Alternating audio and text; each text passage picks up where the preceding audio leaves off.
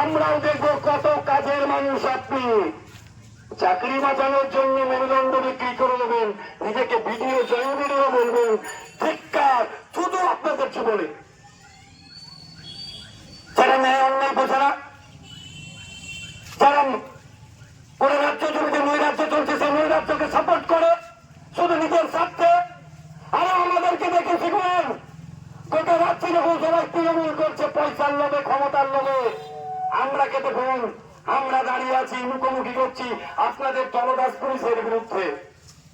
আমরা হেরোইন করি না, আমরা মদের বিজনেস করি না, মেরুদণ্ডটা সোজা আছে তাই পুলিশের বুকে বুকে লেগে যাচ্ছি। কোন তৃণমূলী বন্ধুর সেই ক্ষমতা নেই, কোন তৃণমূলী বন্ধু কোন পুলিশের সাথে লড়াই করার ক্ষমতা রাখে না, যেটা পাম্পলেট আর কংগ্রেসীরা রাখে। কারণ আমরা চুরি করিনি, আমরা ডাকাতি করি না, মদের হেরোইনের ব্যবসা করি না। আমরা আজকের দিনেও কোটি কয়েক হলে এই যে সিভিক গুলো আছে তাদের জন্য লড়াইটা করতে আসি।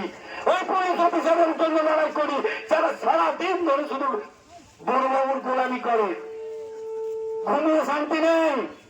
এই অফিসার আপনারা জানেন না, আপনাদের চেয়ারটা কাটার চেয়ার, ঘুমিয়ে শান্তি নেই, বউকে নিয়ে ঘুরতে গিয়ে শান্তি নেই, সারাদিন ধরে শুধু ডায়েরি রাখো, বড়বাবু বলছে এখানে চলো ছুটছো কেন? আপনারা বলেন না সময় হচ্ছে 8 ঘন্টার বেশি ডিউটি হবে না?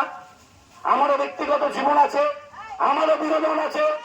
এই সিভিক পুলিশ তোমরাকে যারা চাঁদা তোলায়, গাড়ির পয়সা কামাই করায়, সেটিং করায় যে পুলিশগুলো, ওনাকে বলুন 8,000 9,000 বেতন দিয়ে 80,000 90,000 কাজ কেন করাচ্ছেন?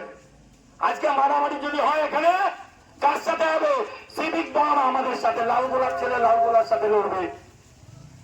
আমরা সিভিকদের সাথে লড়তে চাই না, ওরা বেকার ছোঁয়া অগত্যাই আপনাদের গোলামি করছে। এদের কাজ বিক্ষোভ ভাঙা নয়, এদের কাজ ট্রাফিকে গিয়ে পয়সা আদায় করা নয়। এরা স্বেচ্ছাসেবক পুলিশ।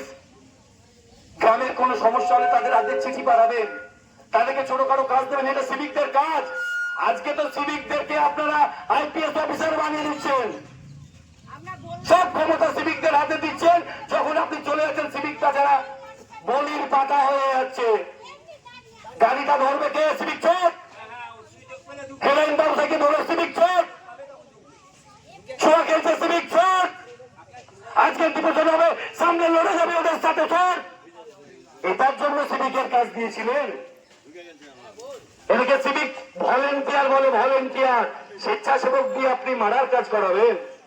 এই সিভিকদের জন্যই তো আমাদের লড়াই। বক্তব্য দীর্ঘায়িত করছি না, আপনাদের বলছি যারা হেলমেট পরে কষ্ট পাচ্ছেন তাদের বলছি আপনাদের জন্য লড়াই এটা। 8 ঘন্টার বেশি ডিউটি মানবো না, 26,000 চাকরি আপনার বাড়ির গেছে, এইভাবে চাকরি যেতে দেবো না, এইভাবে কলেজে কলেজে রেপ মেনে নেবো না, এইভাবে চোর বৃত্তি মেনে নেবো না। বিডিও অফিস, প্রত্যেকটা অফিস দুর্নীতির আখড়া। এখন পয়সা ছাড়া কাজ হয় না। পুলিশ নাকি চোর ধরে, ও পুলিশ বাবু যাও না একবার ভেতরে গিয়ে চোর দেখবা। কিছুই লাগে তাকে গার্ড করে পার করলে উগড়ে চোর। এরা টেন্ডারের টাকা খায়, এরা কন্ট্রাক্টরদের কাছ থেকে টাকা খায়, এরা ঘুষ দিয়ে এসে কিনে, এরা ঘুষ দিয়ে খাট কেনে, এরা ঘুষের টাকায় গাড়ি চড়ে। ও পুলিশ বাবু এরা চোর, ওদের ধরুন। আমরা চোর নই, আমরা চোর নই, এটা বোঝার চেষ্টা করুন। ওই চোরেরা ঢুকেছে ভেতরে, চান না পুলিশ বাবু? আপনাদের কাজ নাকি চোর ধরা, যার চোরটা ধরে নিয়ে আসুন। যত সব মেরুদণ্ডহীন অফিসার, আপনাদের সম্মান আমরাই জানাই, এই বিরোধীরাই আপনাদের সম্মান জানাই। তৃণমূলের সামনে কতটা কেমন কেমন করেন আমরা তো জানি, তৃণমূলের নেতাকে দেখে কত ভয় করেন আমরা তো জানি, আপনাদের চরিত্রটা আমাদের জানা। তারপরেও সম্মান আপনাদেরকে দিই, কারণ আমার দেশের সংবিধানের পোশাকটা আপনার গায়ে আছে। আমি সংবিধান মানতে বাধ্য, আমি ভারতীয় নাগরিক। আমরা আজকের দিনে দাঁড়িয়ে কোন দুর্নীতিযুক্ত দল করি না, তাই আপনাদেরকে সম্মান দিচ্ছি। আমাদের সাথে নোংরামি করবেন না প্লিজ, অনুরোধ আপনাদের, আমাদের সাথে নোংরামি করবেন না। জানি উপরওয়ালার অর্ডার আছে, কিন্তু উপরওয়ালাও যে মেরুদণ্ড দিচ্ছে। আপনি বলবেন পলাশদা ঠিকই বলেছ, উপরওয়ালার অর্ডার, আমরা তো চাকরি করি, উপরওয়ালাকে বলবে আমাকে বলে লাভ কি, উপর থেকে অর্ডার। এই উপর খুঁজতে খুঁজতে গিয়ে দেখবো ওই কালীঘাটের চালাতে ওই চোর মন্ত্রীটা বসে আছে, ওটাই উপরওয়ালা। আপনাদের উপরওয়ালা চোর আর আমাদের উপরওয়ালা ক্ষমতায় শূন্য হলো সৎ এবং সাহসী মানুষগুলো। সেই দলের ক্যাপ্টেনকে আমরা মানি যে দলে আমাদের এই সৎ মানুষগুলো রয়েছে। আপনাদের মতো কারেক্টেড অফিসারের গোলামি করি না। মাসের শেষে বেতনটা ঢুকবে আর আমি খুব আনন্দ করব।